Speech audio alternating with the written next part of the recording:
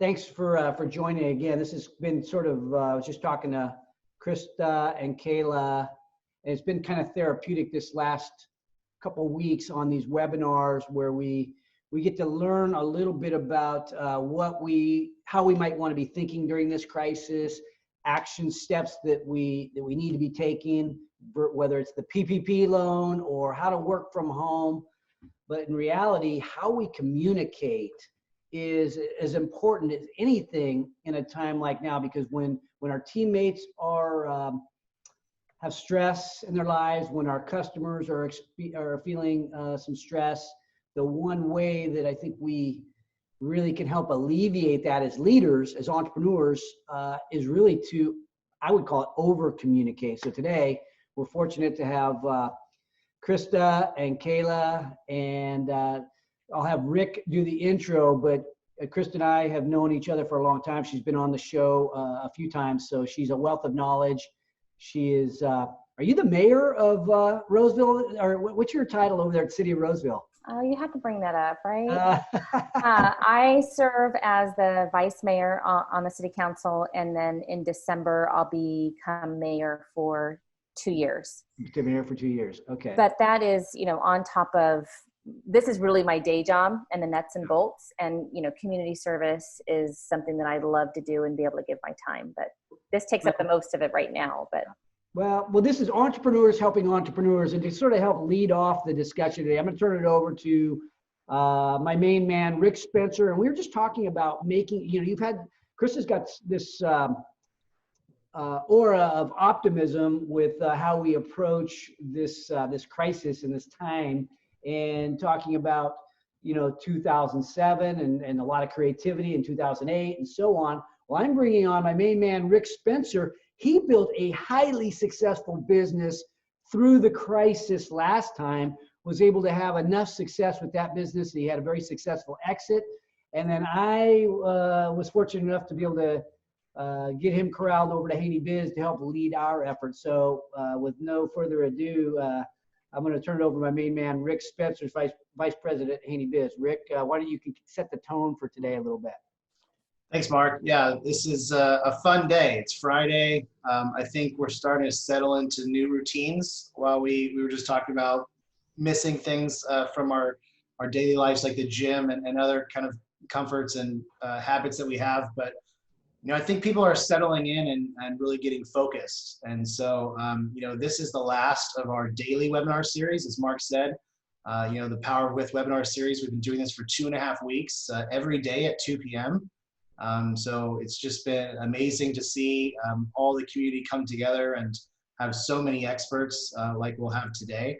And we've been helping a ton of companies as well. So our team, many people don't know our team beyond Mark in some cases. And so we've got a broad team of CFOs, CPAs, our Vice President of Investment, Ian DeWert.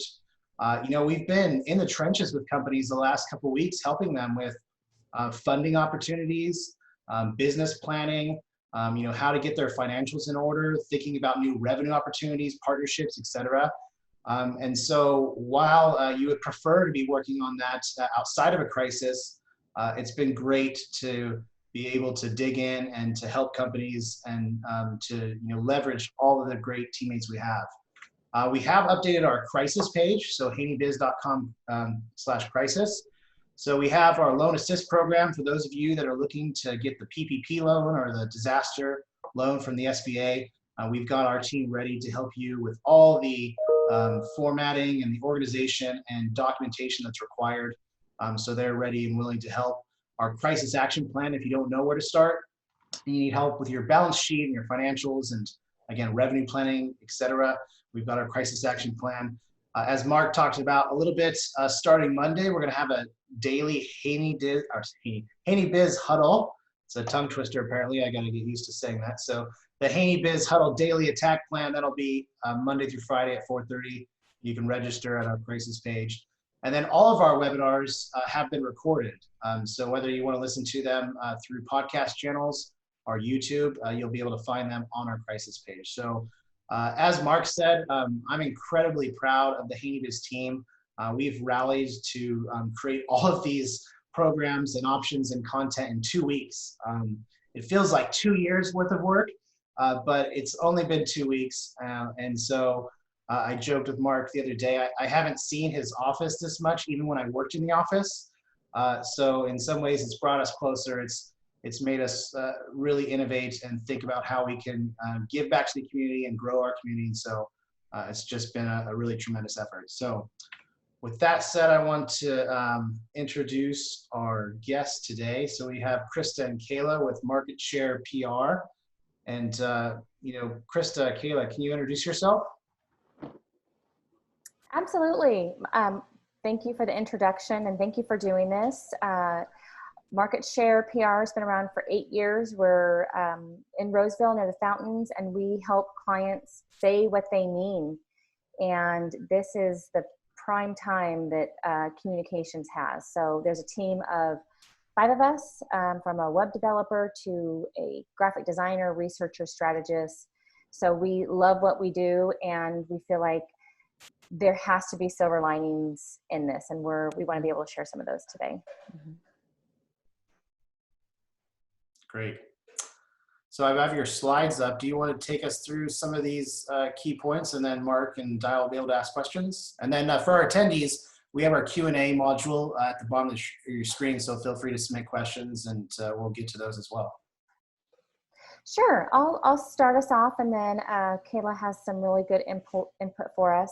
So we're 3 weeks into this sheltering in place for many of us who will have the ability to be able to work from home, or those of us that still have to go into the office as part of the essential labor workforce. But if you haven't already, you need to develop like what your pivot plan looks like. And it might be that you have developed it, but you have to change it. We were just talking about how like things are changing all the time. And that's what I have learned out of this. Like what sounds like ridiculous today is going to be the norm in a couple days. So I think you need to develop and implement and reassess what your pivot plan looks like. How can your business adapt by focusing on what you can still do? And for most businesses, they can still do something. It's not meant to be a blanket statement for those who are truly closing their doors and zero revenue is possible. But we feel like small business owners, like this is what they do. This is how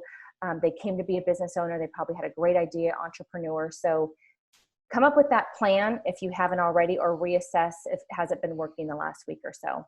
And can I interject something there too? I'm glad you are on the show, and Kayla, we're going to make sure we get you introduced as well. But one of the things that we're doing is we're saying, hey, as you're making the plan, you need to know your numbers, right? Because that's going to dictate how much you should narrow your focus, whether it's a shrink in order to grow kind of scenario, and then how to get you back in attack mode. Because I like what you said, Krista.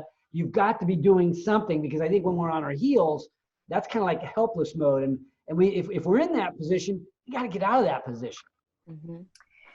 Yeah, that's exactly right. And we are PR people. We are not numbers people. So you're right that you have to crunch the numbers to figure out what works for you. But assuming that you can still figure out ways you can help, be a resource and still stay in business, these tips are for you. And I feel like the first week or so when we were talking with our clients, maybe that first week particularly, I feel like some of our clients, if we get off a call with them, and their initial reaction is like they've got to stop everything that they're doing. Mm-hmm. And that's not the case. You cannot do that. And I think the businesses that go through these steps are going to be the ones that come out of this less scathed. Mm-hmm. Yes, there's definitely opportunity if you can take a few deep breaths and then figure out how to get back in attack mode. And the key to that, probably in many cases, is communicating that to the people that you need to move into action. So I'll let you go through your presentation. Sorry for being Marcus Interruptus. No, it's okay. Kayla, you want to?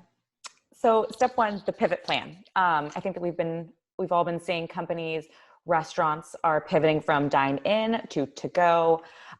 Personal trainers are now switching from training their clients in person to training virtually. So for businesses who are capable of moving some of their services or products to digital or to delivery, that's what's going to help them survive this time.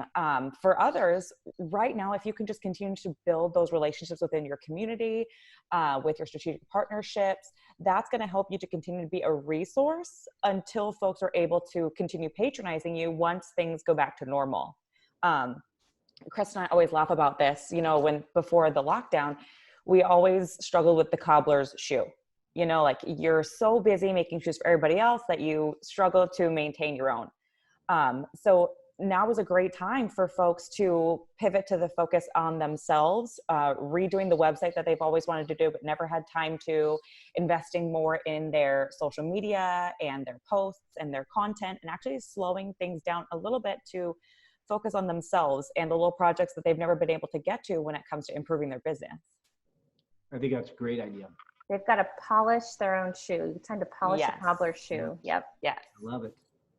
I mean, I think that goes beyond business too during this time. My wife's at home and every drawer in the house is like perfect. I mean, the That junk doesn't drawer, surprise me the junk at drawer all. is in perfect condition. I'm like, that's the junk drawer. Yeah, Getting projects impressive. done. That doesn't surprise me at all about her, Mark. Yeah, she's gonna be going for your stuff soon too. She did. She cleaned out my little medicine thing or whatever, all my junk from, we're getting ready in the morning stuff. It's like, it's clean now. It's awkward having your wife go through your crap. Yes. But she's totally right. We've all been looking around our homes for months or years, like, I need to do that. When I can get around to it, I need to do that. And we've probably been doing the same thing when it comes to our businesses. Like, I really need a new logo, or I really need a new website. I just don't have the time. Now you have the time. Yes. Yeah.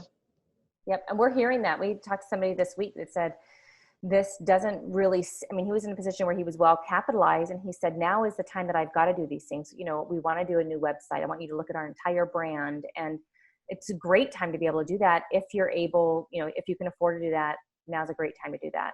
Mm-hmm. So we'll move on to the next one. So you've got your plan in place. The second one is that you've got to communicate. And we feel like communications is the unsung hero. We say it's like the new black, and you have to communicate like you never have before. So coming up with like, what does that communications plan look like for your team? You've got a couple different audiences. You probably have, your internal teams, your external from your clients, maybe your board. You have to make sure that you're just sharing what you know. Share all the information. Don't guess, don't try to speculate. We know what happens when we try to speculate. We never thought we would be in the position that we are right now. So develop that communications plan, keep it really consistent. So if you decide and sustainable, so maybe it's just once a week, but check in with your team. So you've got to have that communications plan in place. And also don't throw too much at people at one time.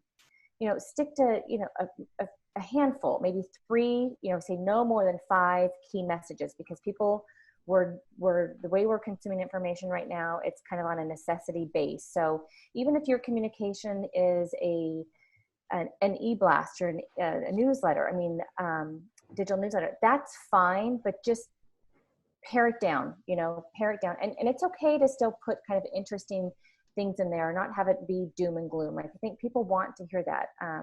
You've got to communicate in a way that is, just genuine, meaningful, sensitive, acknowledge the situation, but share what they need to know. If there's time, I want to play guinea pig and I want to test some of my messaging out with you so you can tell me if it's too vague, because we've got some new messaging that hopefully we can keep it under 3 messages. So yeah, let's do it. Okay. Well, the latest thing that we've been saying, we do this webinar series, and then sort of shifting to a nightly check-in where it's really the HaneyBiz Huddle daily attack plan, because it's kind of the news of the day. But my mentality, this is how I feel, is I want to make sure every entrepreneur in town has somebody that they can call their sounding board, because a lot of people feel alone. So to me, I'm thinking like no entrepreneur gets left behind. That's one of the things I've started feeling is I was like, there are people out there that are afraid, they have no one to call. And I want to make sure that they can come on to, hey, come hang out with me on one of our little hangouts. And if they want to bounce some general business ideas, whether it be about communication or about the numbers, I want to help put them at ease and help get them back in attack mode. So that's one of my messaging. And then the other messaging that I've been using for the last few months, and now more than ever, I think it's important, is put your money where your town is, right? Because I've been investing locally. I'm invested into now close to 40 companies here in Sacramento. And so we all want to shop local at the local and buy the gift cards and all that. But even as investors, we need to put our money where our town is. Okay, so pick me apart, Krista or Kayla. That was the pitch. That's You gotta like warn me. How many key messages? I want you to go, that sucks, Haney. Improve it. Well, you just threw a lot out at people. Okay, thank you. I do like that you gave actionable items and suggestions instead of, shopping nationally, invest your money locally. That's great. Also, what you did do well, that we've been telling our clients, is to avoid using the jargon, the unprecedented times, uncertainty, COVID-19. A lot of us are just exhausted with, that messaging and those exact words and the verbiage. So having messaging that's at least a little bit more uplifting, motivating, actionable, that's working right now. Folks want to know, what's the next plan? What do we do? Because as long as the health crisis begins to get a little bit more under control, people are going to be starting to worry more about their businesses and the economy. And the messaging that's really going to get to people is, how can we be strategic and upgrading your messaging too? So what Krista and I have been noticing lately that works really well for us is, for things that used to just need an email, now we give it a phone call. For things that would have just been a conference call, now we're Zooming. So we're upgrading our communications a little bit, giving a little bit more of that intimate touch point. And our clients are really appreciating that. Folks want to be felt, they need a little bit more assurance right now. And they want that friendly face and they want to hear that voice. And communication right now needs to have that authenticity. It needs to be genuine and there has to be a connection. Awesome. I'm just trying to derail you guys from your presentation, just for fun. You did also say one thing that was really good too, Mark, and that's like the "we're here for you" statement. Mm-hmm. And when you say it and you mean it, it goes a long way.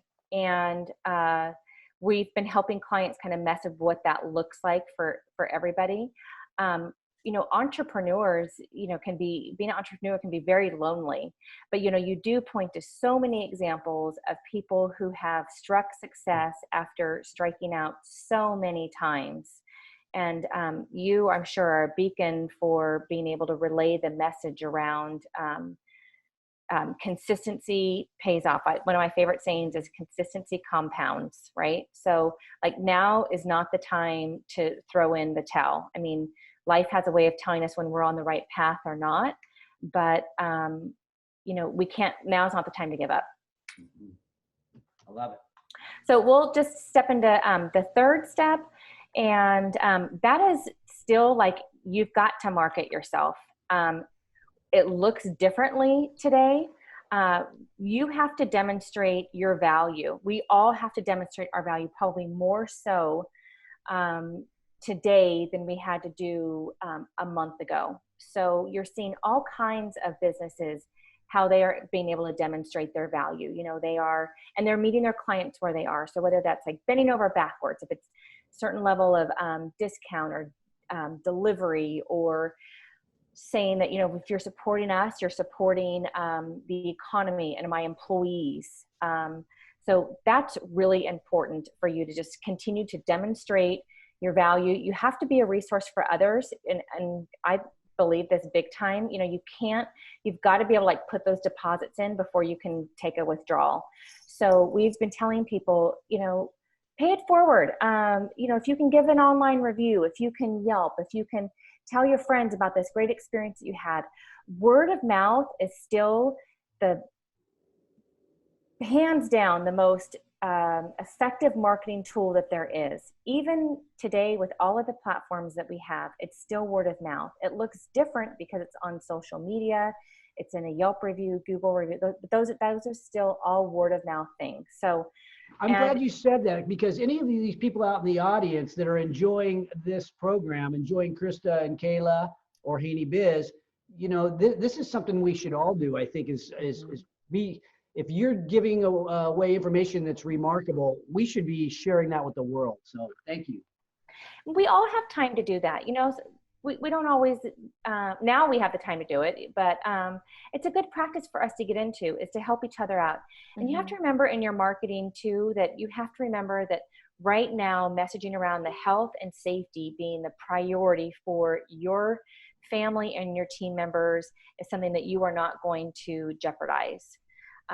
So now is not the time to lay back and not market. If there's a way that you can still offer your services in a meaningful way, you have to do that. I mean, you have to be sensitive to the market. You can't, it's really important that there's, that you don't do it in a way that makes it feel like you're out for the profit, that you're more out, I mean, we're all in it for the profit, but it can't come across in an icky way, you know.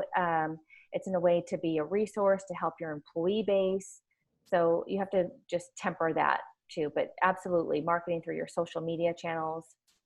And this is also the time when PR becomes king when it comes to marketing, because, you know, the foundation of PR is building relationships.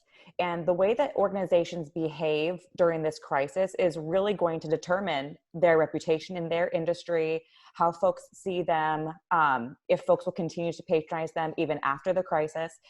So you really want to look at how you are behaving with your team, how you're treating them, how you're treating your audience. And you just want to build those relationships. With word of mouth right now, more so than even your service or your product, your audience wants to trust you. They want to know that you're doing good in the world and that they can feel good by using you and your services. We developed just a couple slides around the do's and don'ts. And I think whenever we look at this list, they're easy to apply in life. We've kind of talked about them before. Right now, as it comes to crisis communications and really kind of communications in general, you just have to you've got to be meaningful. You have to be sensitive to the environment. You really have to cut down on your writing. There's a rule like at least 10%. If you do more, your readers will thank you.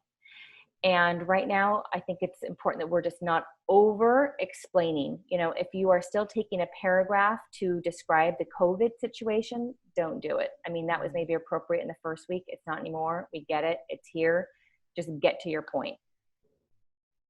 I wanted to ask a question on this one because I feel like we're approaching kind of phase 2 of the COVID communications. You know, phase 1 was like, hey, be relevant. You know, everyone's being sheltered in place and businesses are being suspended. And so I, you know, on a couple of my news feeds, I get these articles joking about how, you know, people have heard from every company they've ever did business with. And like one was like, hey, I just got 15 emails, still waiting to hear from Circuit City, Toys R Us, and Blockbuster on how they're cleaning their stores. So, you know, but joking aside, what do you think are some of the best practices and the do's of this kind of phase 2 of now everyone's getting settled into understanding what COVID is? Like you said, you don't need to explain it anymore. You know, you want to be meaningful, you want to be sensitive, but how do you stay relevant with everyone out there trying to capture the market in this communication space? I think, I don't know if you've seen recently, but Kristen Cavallari, she has a clothing line. She recently put out a marketing campaign for sales, and she received some backlash about that. Folks felt that it was insensitive. And then she had to remind them, well, I'm doing this because I have staff that I want to continue employing. Had she started out with that message, she wouldn't have received the backlash in the first place. So the organizations that are doing well and standing out above the rest are letting you know what their strategy is and what their goal is. You know, we're going to continue working hard because we have a team with families, and it's our priority to make sure that we take care of our own take care of each other and our community. So if you move forward with the messaging that we discussed kind of earlier about your pivot plan, that's what's going to help you stand out from the folks who are just trying to remain relevant as if everything is just business as normal. I mean, we're all in business, but it's not business as usual. And I think that that's what you need to say at the forefront. It sounds like making it personal, not so much corporate, right? I think you both were talking about how your team is sharing like daily exercises or something. We don't want to, we don't have to share it on the screen. I'm just using that as an example of, making it personal. I thought that was a great suggestion. Yeah, there's always been this natural curiosity, and we see it all the time in PR. People always want to like remove that fourth wall. They want that peek behind, and it always has teetered on. Is that appropriate? Is that not appropriate? I think it's another probably key point with like your communications is you still need to keep it professional. I mean, we always do like that front page check, is that okay if it was on the front page? But it is okay to share. It's not okay to overshare. You don't need to have every detail about, your toddlers eating mac and cheese for lunch. I don't really care. I mean, that's great, right?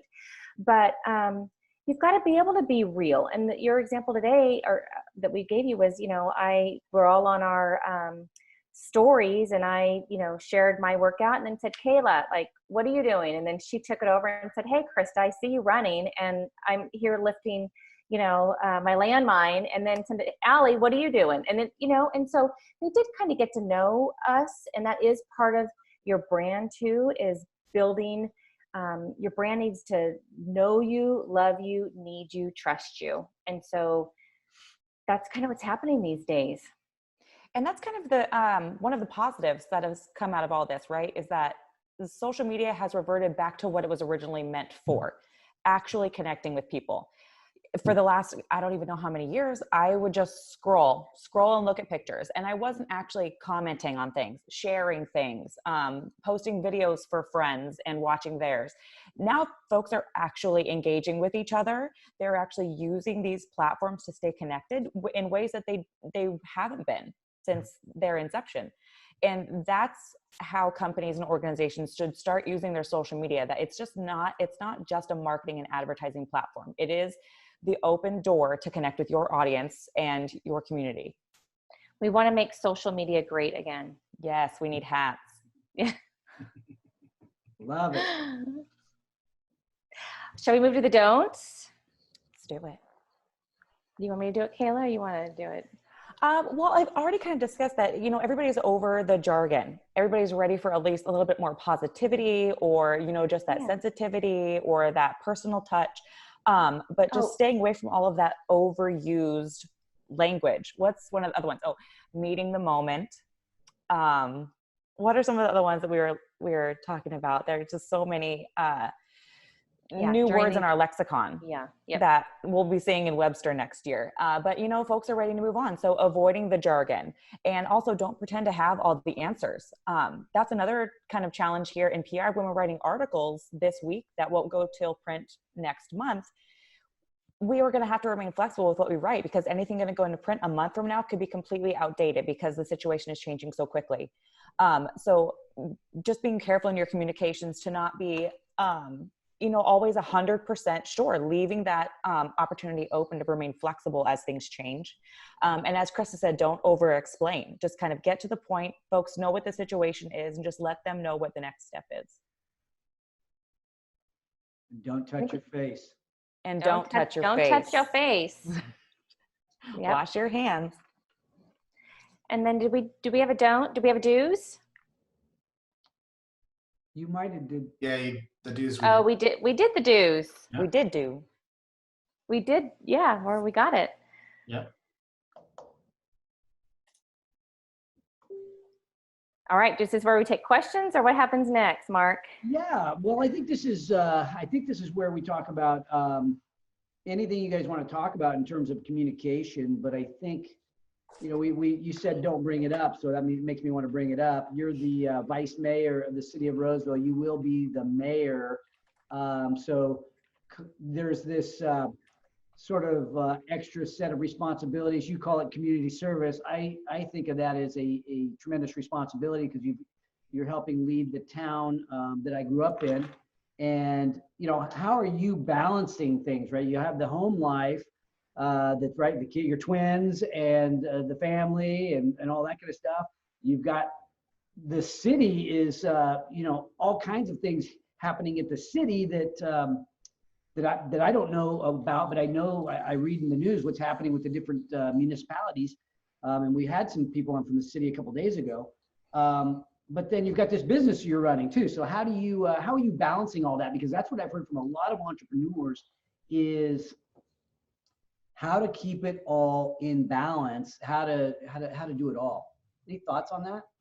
I do. And sometimes that word balance can be, the bane of our existence, right? Because some days it's balanced and some days it's not. And it's not always meant to be balanced. We have these different buckets, and depending on what the needs are for the day, the month, the quarter, is how kind of how it all shifts out. So that it's a great question. I feel like I don't know. I'm pretty balanced to begin with. I get up Super really. mom. Yeah, I'm not afraid of hard work. I'm not afraid of a challenge. I feel really passionate about all the things that I do. I really feel excited about all of them, whether it's, getting up in the morning and, getting a good sweat on and, getting my kids off to school and cooking them breakfast and then getting into the office and helping people out and being able to communicate, and then adding all of the duties with when it comes around to, and it is more than community service. I give you that for sure. I do. Because you try to be humble about it, and and it's a balance, but it's part of like our personalities, right, Mark? It's like if we had one thing that wouldn't fulfill us, and I feel like I can do just as good of a job as the next person. And so I tell my kids a lot is that we all have to show up every single day, whether it's your teacher or your principal or the bus driver or whomever. If we didn't show up, or if those people didn't show up, that's not the kind of world that we would want to live in. So I love our city. I feel like I am reflective of much of what Roseville is made of in terms of, working inside and outside of the home, network of friends, a business owner, I'm a veteran, and I want to do the best job that I can do while I have this opportunity, make some real meaningful impacts. I think as a council, those things have already happened, and I can give you some examples. And then when my time's finished, we'll pass it off to someone else who can run the ball even farther. That's what excites me. Mm-hmm. It's exhausting sometimes, but if I wanted to, get a run in midday or go to lunch with a girlfriend, I'm going to do it. Yeah. I'm going to fit it all in. Just keep it 6 feet away. Right. Yes. Right. Not right now, but yeah, for sure. That's great. There was a question about if a firm or service that typically has a monthly fee, like a gym, and they're currently not available, what and where are good ways to say customers will be taken care of both in the present and in the future? Well, we all have gym memberships. I would be curious to know what all of our gyms are doing. Do you want me to answer this, Kayla, or do you want to answer that? Well, I've been a pretty big fan of e-blasts lately. I know a lot of organizations are maybe doing too many. So this is where you get strategic, and this is where cut 10% of your text. But e-blasts can be effective, especially if you include, your helpful links, your photos, any files that your members or your clients would use, because that e-blast needs to be a resource. It's not just an e-blast, a one-way direction communication. You want to at least offer some calls to action in that e-blast, and then follow through with that messaging on your social media is what I have found to be more than effective, at least at this point in time. But like I said, we need to remain flexible. That can change. I'm a member of 3 gyms, Rick, Lifetime, Rockland CrossFit and CalFit, and each of them I think is handling it different. I haven't heard, I don't even know if I'm on the mailing list for CalFit, so I don't know why. So I'm not hearing anything out of them. The CrossFit people, it's like a community, right? So there's a lot of Instagramming, and everybody's working out from home, right? So they're doing their little individual workouts, and you can follow along from home if you want to. And I think the one thing about Lifetime is, what I like about their communication was they were sort of reassuring. I would call it do the right thing, reassuring that they're going to, I believe it's not charge us during this time, and don't worry about your fees. And you sort of have this confidence that you're going to come back and not have, and have some sort of credit that you're going to, to work with. So it's kind of reassuring to know that it's like, oh God, I don't need to panic and, stop my credit card on Lifetime or anything. Yeah, they did a great job. March was already paid for, and so they said, hey, for the time in March is shut down, we'll credit that to when the gym opens. While the gym's closed, we're not charging you.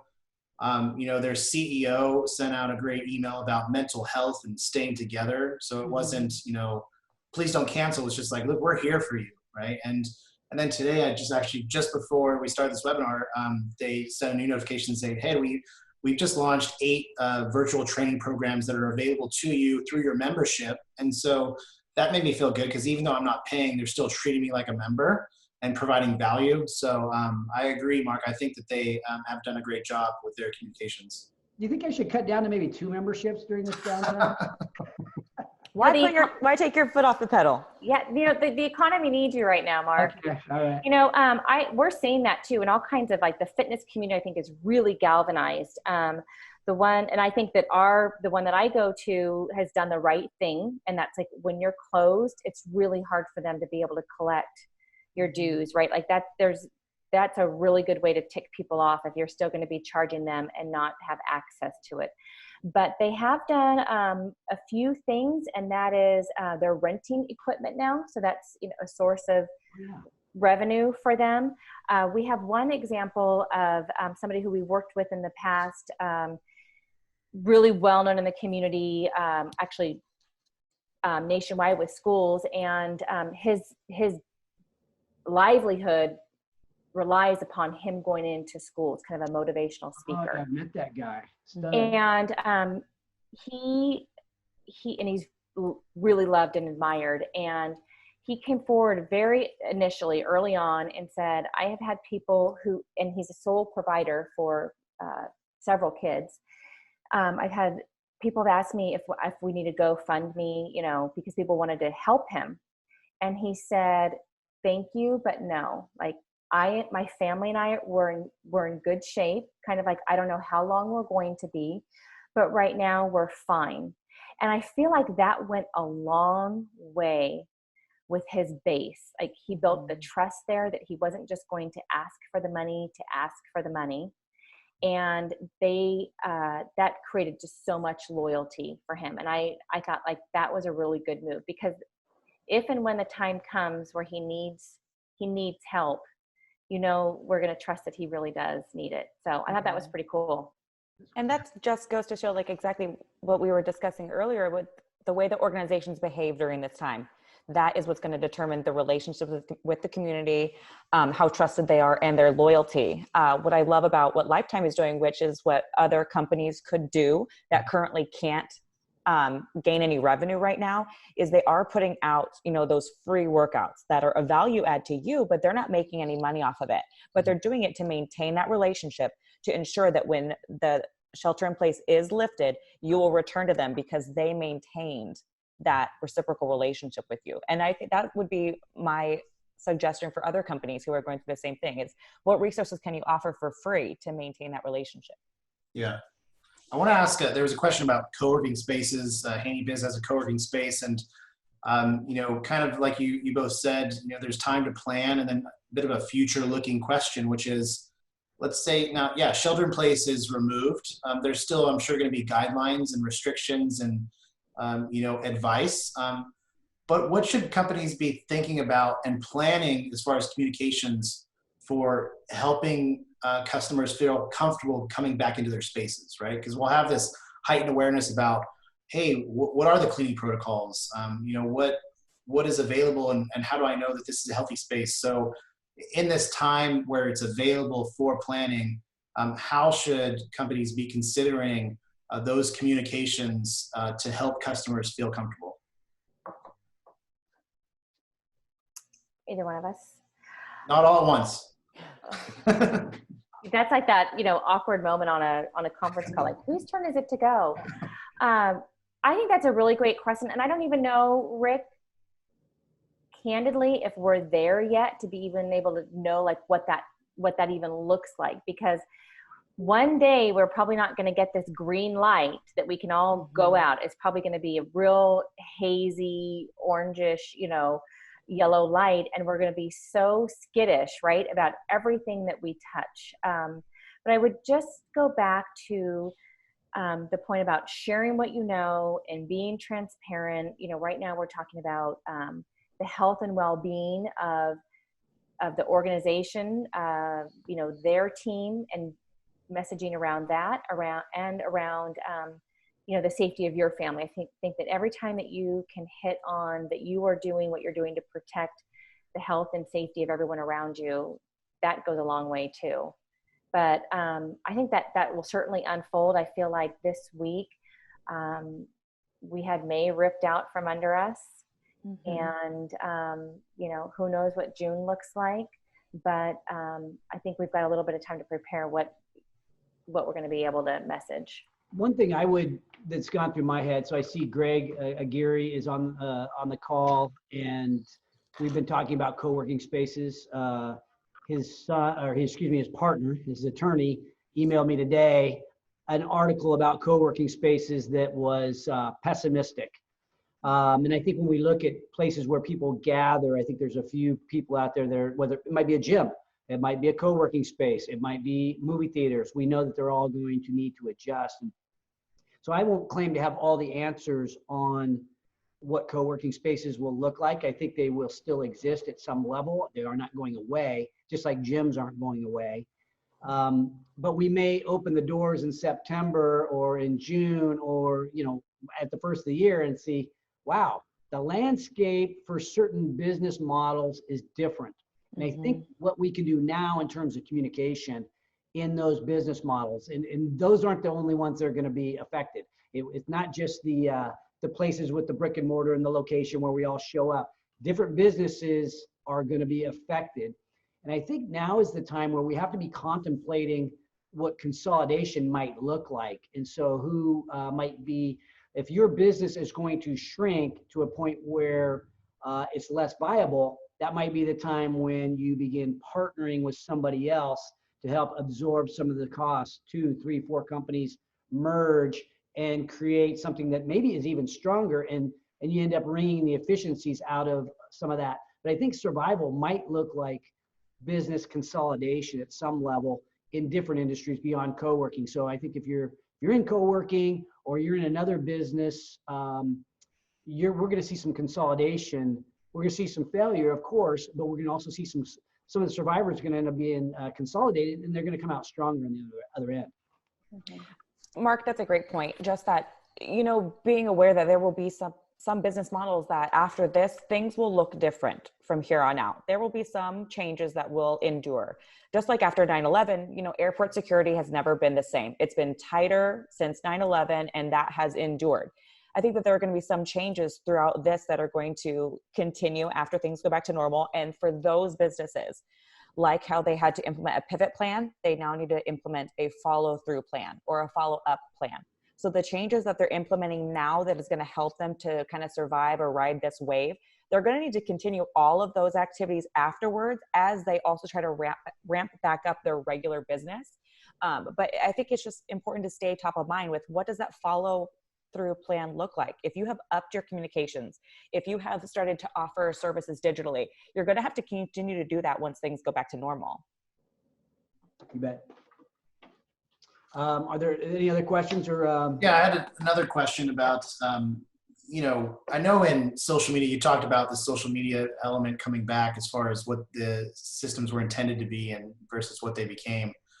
And when you think about communication design and communication planning, what are your suggestions on testing your communications? Because it's easy for us to think that we know our customers and to think that, we have the right answers, but oftentimes we're wrong, right? And so, we have more time to engage our customers. We have more time to plan and to think.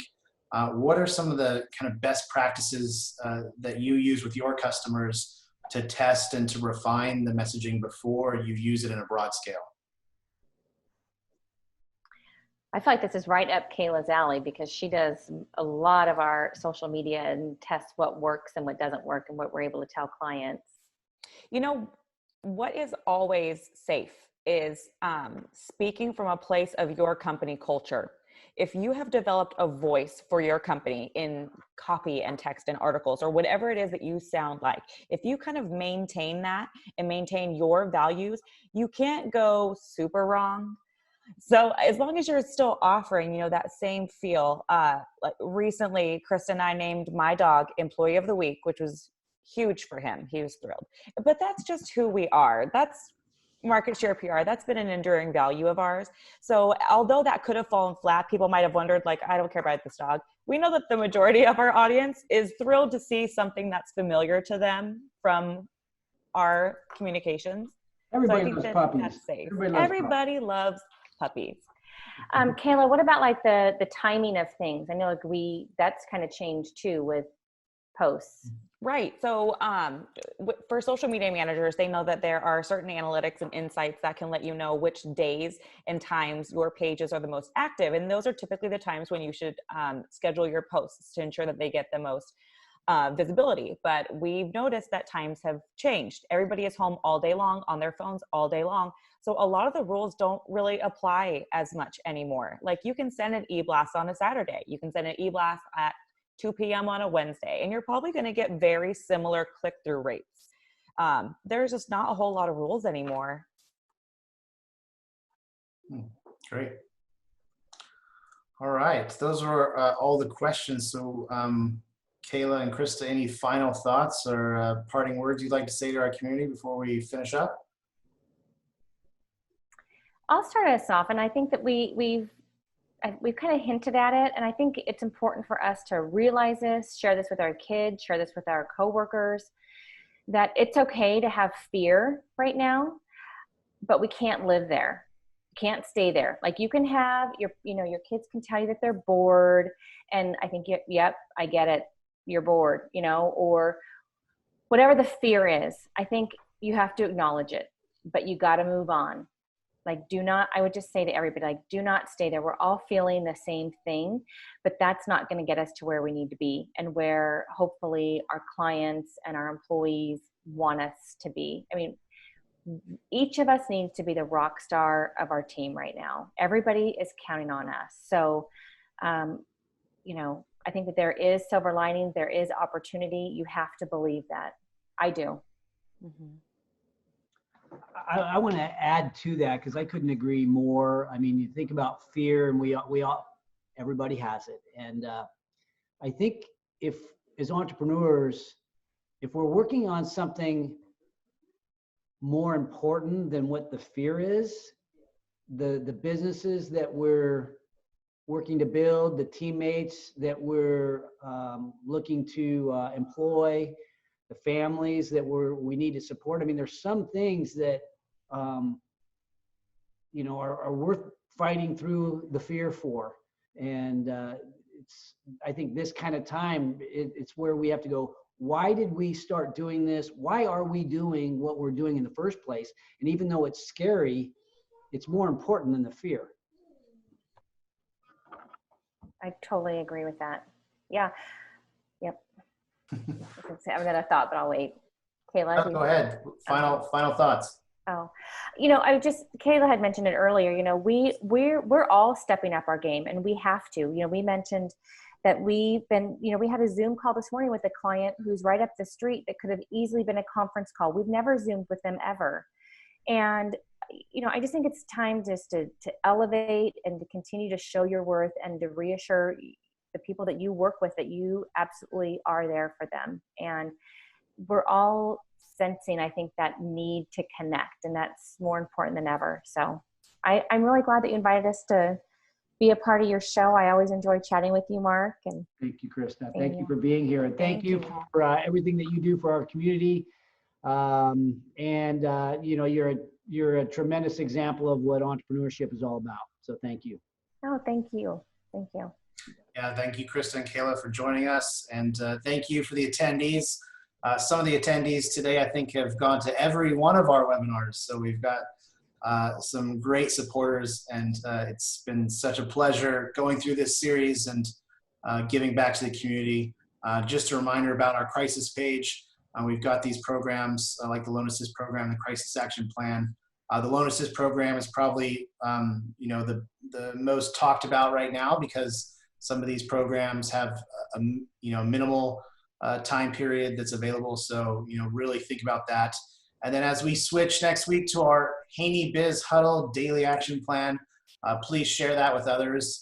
As Mark said, no entrepreneur, no business person left behind. So we mean that. Solitude is the death of business. I think that's what you say, Mark. And just because we are physically distanced, we don't need to be socially distanced, right? We have all the tools. We have the infrastructure to stay connected, to help each other, and to come out of this stronger. And then, all of our webinars are now recorded and on our crisis page. So take a look. If you've been inspired, if you found something informative, please share those and help us help others. So thank you, everyone. And until we see you again, goodbye. Talk soon. Say hi to your brother too, Krista. Oh, thank you. I will. Okay. See ya. Bye. Bye. Thanks for watching today's show. My goal for every episode is that you find a takeaway, something tangible you can use in your business today. And if you have a comment about a favorite takeaway, feel free to put it in the box below. And if you have a topic that you'd like me to bring up on the show, don't forget to let me know. And also, don't forget to subscribe to our YouTube channel if you want to learn more about entrepreneurship. Because at HaneyBiz, we are always by your side.